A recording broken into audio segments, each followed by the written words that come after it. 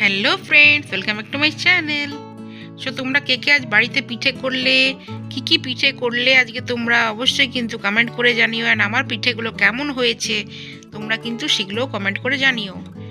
So একটা কথা না বলেই পারছি না, মা যদি না থাকতো বা মা যদি না বলতো কিছু টিপস অ্যান্ড ট্রিক্স, তাহলে কিন্তু এই পিঠেগুলো এত সুন্দরভাবে হতো না। তো আমি জানি মা তুমি এই ভিডিওটি দেখছো, তো অনেক অনেক থ্যাংক ইউ। তো তোমার ট্রিক্স অ্যান্ড টিপস কিন্তু মেনেই চলেছি, তাই জন্য কিন্তু পিঠেগুলো দারুণ হয়েছিল, জাস্ট অসাধারণ, সবাই নাম করেছে। তো চলো তোমাদেরকে তাহলে বলে দিই সেই টিপস অ্যান্ড ট্রিক্সগুলো কী কী। তো প্রথমেই এখানে আমি নিয়েছিলাম আতপ চাল। এটা মার্কেটে ইজিলি অ্যাভেলেবেল। 500 গ্রাম এনেছিলাম, তার মধ্যে কিন্তু 250 গ্রাম আমি পেস্ট করে নিয়েছিলাম। আর দিয়েছিলাম সুজি অ্যান্ড গুড়, এখন তো গুড় অ্যাভেলেবেল। অ্যান্ড দিয়েছিলাম পানমৌরি। আর এখানে এই যে দেখছো ফ্রাইং প্যানে তেল গরম করতে বসিয়ে দিয়েছি। অ্যান্ড একটু একটু করে দেখো ছোট্ট ছোট্ট করে এখানে দিয়ে দিলাম।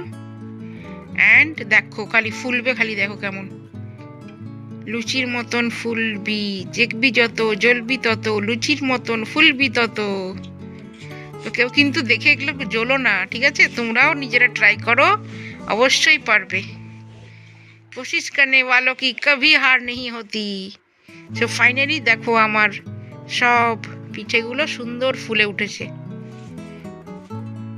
তোমরা বাড়িতে কি কি পিঠে বানালে অবশ্যই কিন্তু কমেন্ট করে জানিও। আর তোমরাও বাড়িতে বানাতে পারো, একদম ইজি, কোনো ব্যাপারই নয় এই পিঠে বানানোর।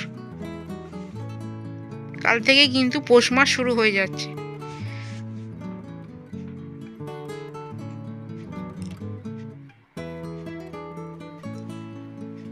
আর অনেক অনেক ধন্যবাদ মাকে এই টিপসগুলো দেওয়ার জন্য। তুমি যদি না থাকতে সত্যি কিন্তু এত সুন্দর পিঠে হতো না। তোমার হাতে সত্যি জাদু আছে।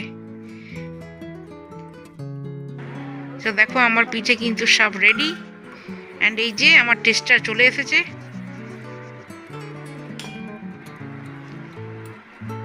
Yes, he is my tester. দেখছো এক একটা পিঠে কি সুন্দর হয়েছে দেখতে। তো তোমরাও বাড়িতে বানাও অ্যান্ড তোমাদের ফ্যামিলি মেম্বারদের সাথে এনজয় করো।